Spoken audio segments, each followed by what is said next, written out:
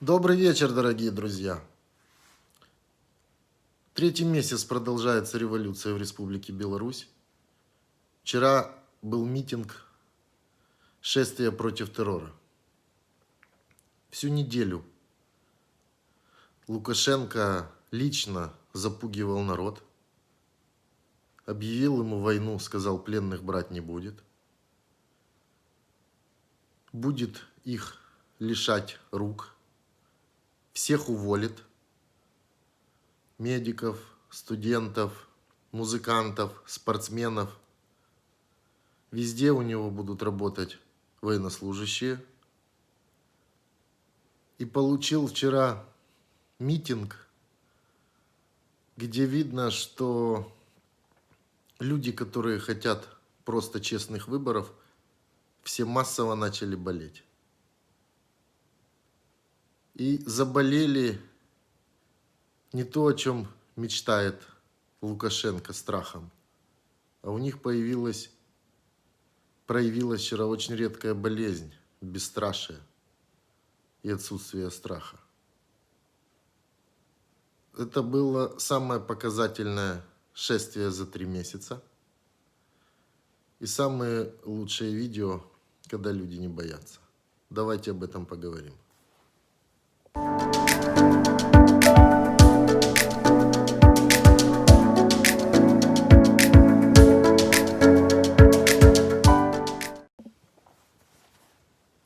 Есть такая болезнь Урбахавитте. Еще в начале 30-х годов два ученых, Урбах, Витте, я имен не знаю, к сожалению, определили болезнь. Смысл ее заключается в том, что у людей отсутствует полностью чувство страха, но при этом сохраняется максимальный инстинкт самосохранения. По ходу за 3 месяца революции белорусы начали этим заболевать. Потому что то, что происходило в это воскресенье, даже у неизвестных людей без опознавательных знаков и в масках вызывало панику. Они стреляют, а на них идут. Они бросают светошумовые гранаты, а к ним все равно подходят и пытаются поговорить.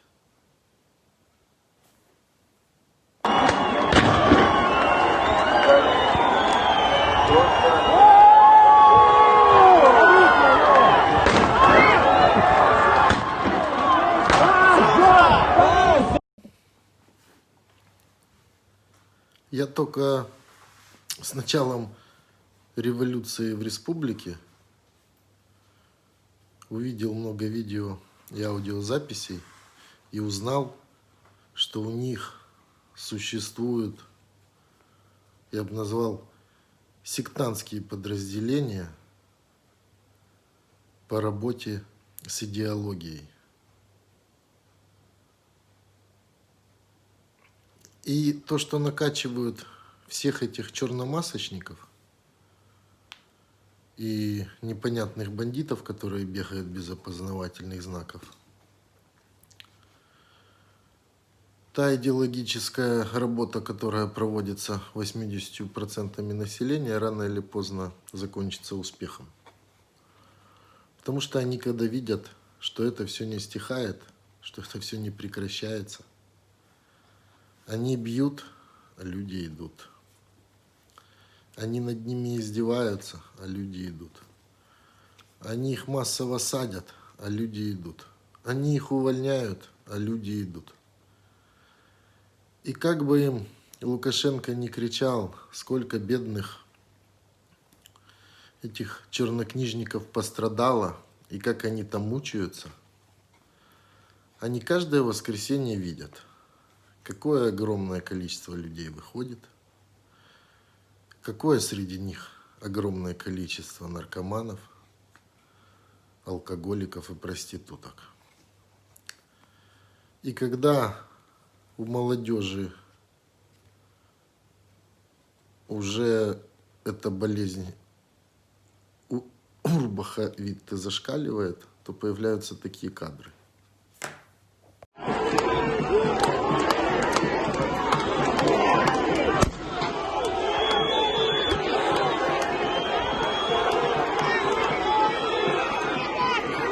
Я при огромном количестве видео, что видел, очень мало видел, как людей жестоко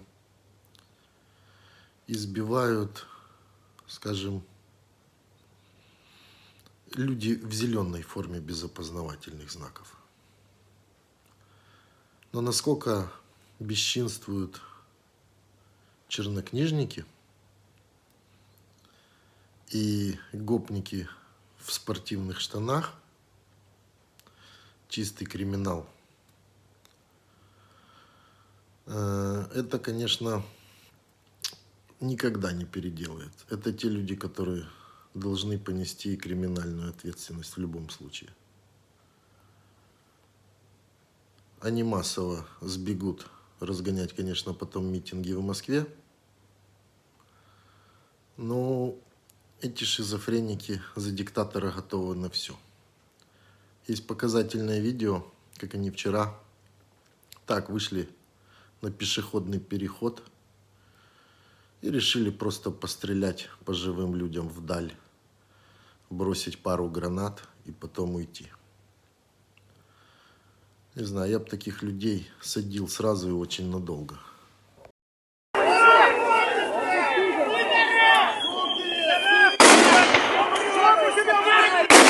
Мама! Все, прямо! Граната! Граната!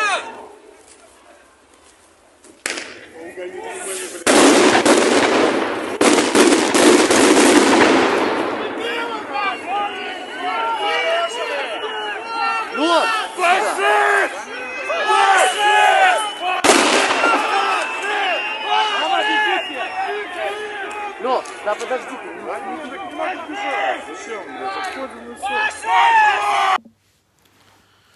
Еще что очень поражает, что вот эти гопники, в Украине их называют тетушки в спортивных костюмах, их вооружили пейнтбольным оружием. Оно достаточно больно бьет. Синяки остаются серьезные. И вот, вооружив этих спортсменов в спортивных штанах, те гоняются за людьми по дворам и расстреливают их в упор.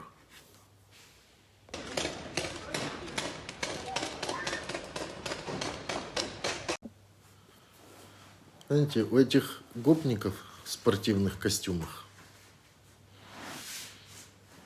ну, наверное, небольшой уровень образования. Что они делают с людьми, мы все прекрасно видели, это видел весь мир.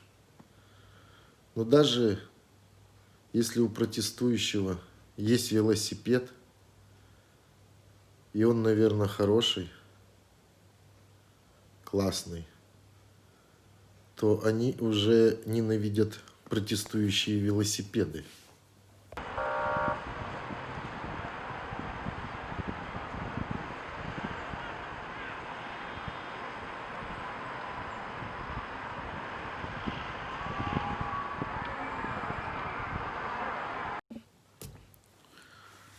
В прошлом видео мы с вами обсуждали парня, которому я бы дал 100%, если был Оскар троллинг года. Он его заработал. Который на допросе рассказывает, что он собирается заняться пробежками по утрам усиленными, а сейчас бросит курить на ближайшие 15 суток. И МВД это выпустило в эфир. Но я думаю, что МВД ошиблась и уже дала по шапке тем, кто это выпустил. Еще больше перепугается, что у этого парня уже появились последователи. Потому что в это воскресенье его сектанты сделали видео дня.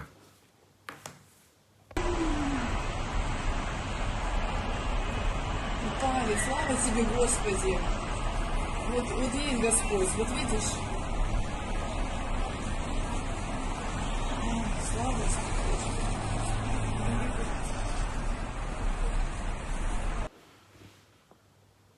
Повезло парню. Неведомая сила одновременно двоих уронила чернокнижников. Но я бы хотел поговорить еще об одном интересном товарище. Его зовут Григорий Соловьенок, вернее Заренок, но юный талант белорусского пропагандизма. Вчера он решил снять видео,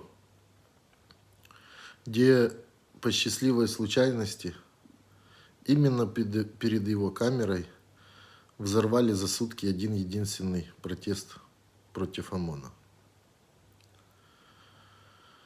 Этот сумасшедший пропагандист еще, наверное, не до конца понял, что когда вся страна против, то и тебя снимают 1000 телефонов. И любой твой постановочный сюжет рано или поздно разоблачится. Все, что ты успеешь, это срочно его через 15 минут выпустить в эфир, и все. А дальше его расклепают. Но, чтобы вы поняли, что это за товарищ, я вставлю маленькое видео, о чем он говорил 2 недели назад, чтобы вы о нем немножко получили представление. И потом мы перейдем к пропагандистскому ролику, как же сделать из мирных протестующих радикалов. Пользуясь случаем, хочу поздравить с Днем войск связи Вооруженных сил Республики Беларусь.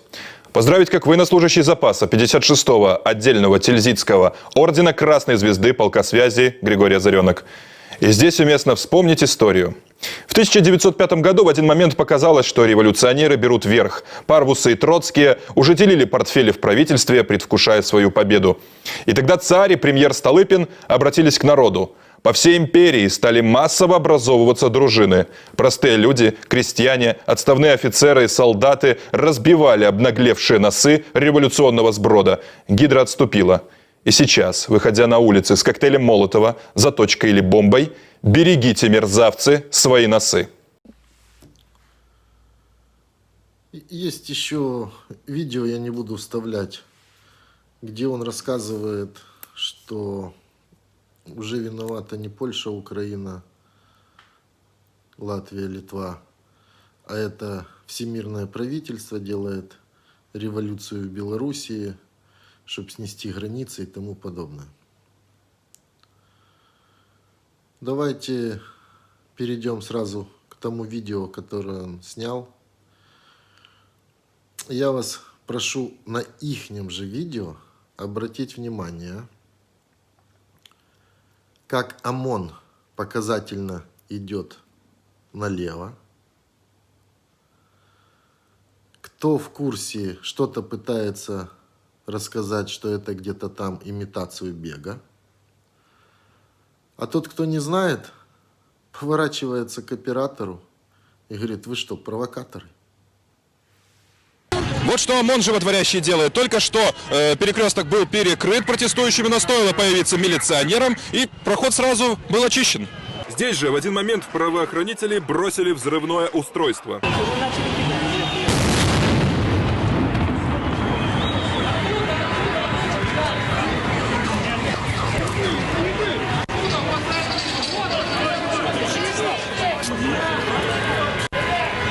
Серега снимал это?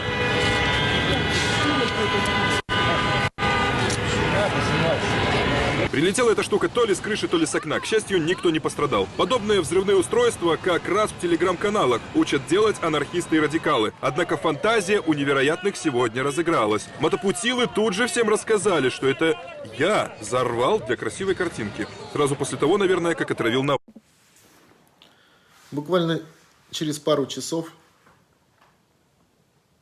уже в телеграм-каналах появляется видео с машин, которые стоят напротив, откуда снимает оператор Сережа, который даже не шелохнулся, не дрогнул от взрыва. То есть для него это было ожидаемо. Он ждал, что вот сейчас вот в этой точке взорвется, потому что на весь город Минск не взорвалось ни в едином месте, а вот куда смотрит его камера, обязательно именно в это время произойдет взрыв.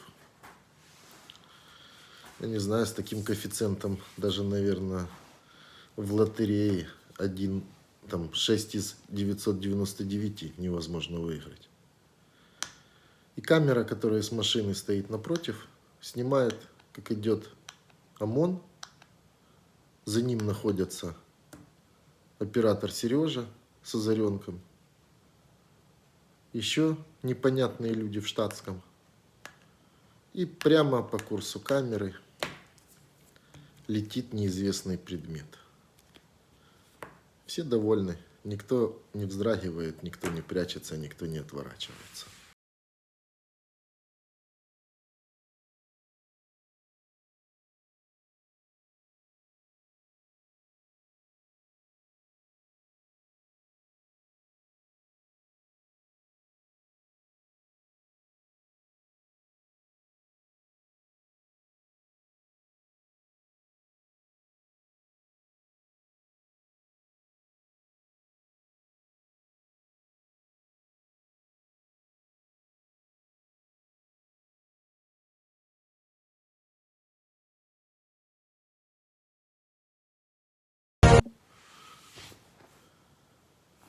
То есть отчетливо видно, откуда летит этот взрыв-пакет